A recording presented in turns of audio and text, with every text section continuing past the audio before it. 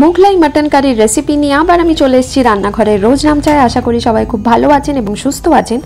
আর মোগলাই রান্না মানে সেখানে রয়েছে নানান রকম মশলার একটা স্পেশাল টুইস্ট, তাই ভিডিওটা শুরু থেকে শেষ অবধি দেখুন।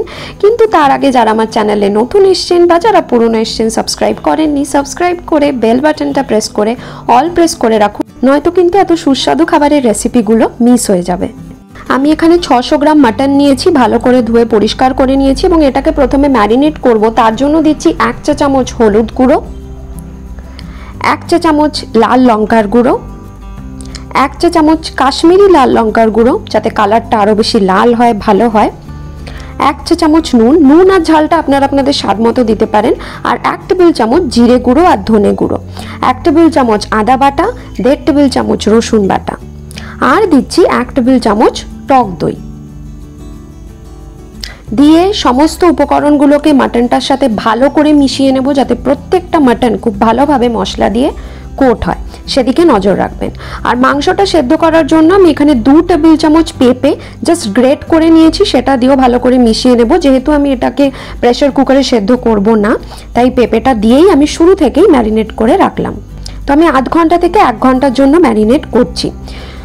আমি এখানে বেরেস্তা বানাবো, তার জন্য আমি নিয়েছি 200 ml মতো সাদা তেল এবং এরপর 4টে ছোট সাইজের পেঁয়াজ আমি একদম পাতলা করে কেটে নিয়েছি, সেটাকে আমি এখানে ভেজে নেব। একদম ভালো করে ভাজবো যতক্ষণ না ডিপ ব্রাউন মানে গোল্ডেন ব্রাউন টাইপের কালারটা হচ্ছে।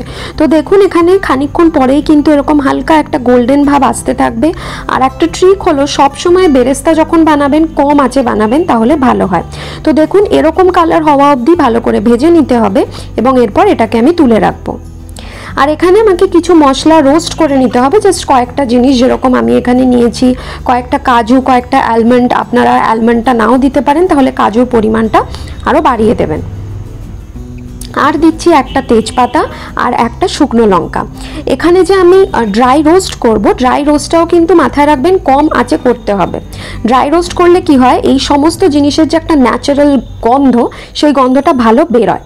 আর এখানে দেখুন কাজুগুলোর গায়ে একটা হালকা ব্রাউন কালার এসে গেছে। এরপর আমি দিয়ে দিলাম 2 টেবিল চামচ পোস্ত, সেটাকে জাস্ট হালকা একটু নেড়ে নেব, কারণ পোস্ত বেশিক্ষণ ফ্রাই করে ভালো লাগবে না খেতে। তো আমি এটাকে জাস্ট খানিকক্ষণ একটু জাস্ট কয়েক সেকেন্ড মতো ড্রাই রোস্ট করে নিলাম। মশলার একটা পেস্ট বানাতে হবে, তার জন্য আমি যে বেরেস্তাটা ভাজলাম সেটা এখানে দিয়ে দিচ্ছি, আর যে মশলাগুলো ড্রাই রোস্ট করলাম সেগুলোও দিয়ে দিলাম। এটা থেকে একটা ভালো একটা স্মুথ পেস্ট বানাতে হবে, পরিমাণ মতো জল দেবেন। তো দেখুন পেস্টটার কনসিস্টেন্সিটা কিন্তু এরকম হবে, খুব পাতলাও না এবং খুব টাইটও না।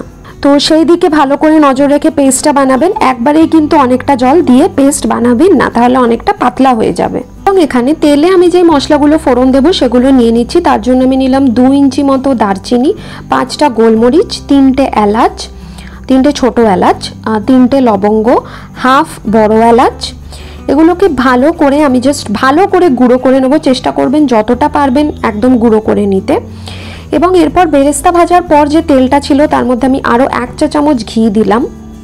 ঘিটা তেলের সঙ্গে ভালো করে মিশে গেলে, হালকা গরম হয়ে গেলে আমি এর মধ্যে যে মশলাটা গুঁড়ো করেছিলাম গরম মশলার, সেটা আমি দিয়ে দিলাম। আর আমি দিচ্ছি 4 ভাগের 1 ভাগের চা চামচের জায়ফল এবং 4 ভাগের 1 ভাগ চা চামচের জয়িত্রীর গুঁড়ো। এবং তারপর আমি দিয়ে দিলাম 2টো মিডিয়াম সাইজের পেঁয়াজ বাটা, আর দিচ্ছি 2 টেবিল চামচ টমেটো পেস্ট। তো টমেটোর যে জলটা, সেই জলটা একটু সামান্য শুকিয়ে আনতে হবে। এটা আমি লো থেকে মিডিয়াম ফ্লেমেই করেছি, আপনারাও তাই করবেন। এবং তারপর আমি দিলাম হাফ টেবিল চামচ হলুদ গুঁড়ো।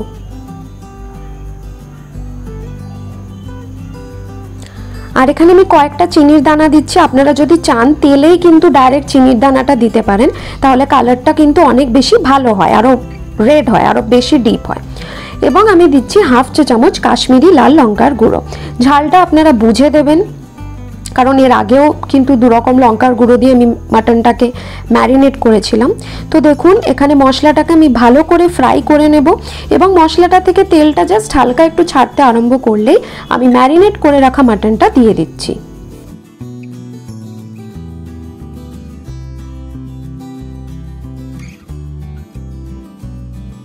মাটনটাকে মশলার সাথে ভালো করে মিশিয়ে নেওয়ার পর আমি এটাকে ঢাকা দিয়ে রাখবো 5 মিনিটের জন্য কম আঁচে।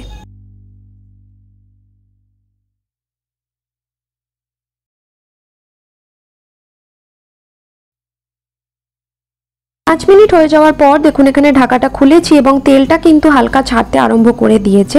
এবং এরপর আর বেশি দেরি করব না, যে মশলার পেস্টটা আমি বানালাম সেই পেস্টটাও আমি পুরোটাই এখানে দিয়ে দিচ্ছি।